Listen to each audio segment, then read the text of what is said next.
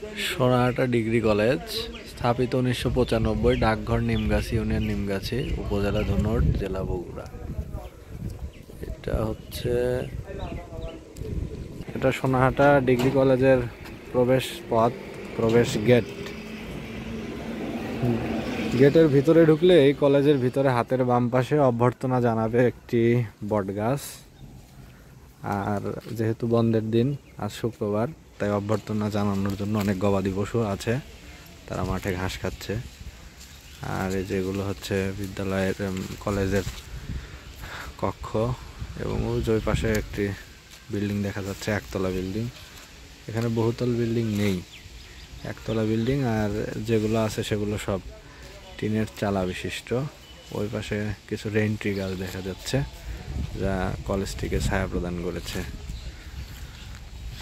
এটি বগুড়া জেলার ধুনট উপজেলার নিমগাছি ইউনিয়নের সোনাহাটা বাজারে অবস্থিত এই কলেজ।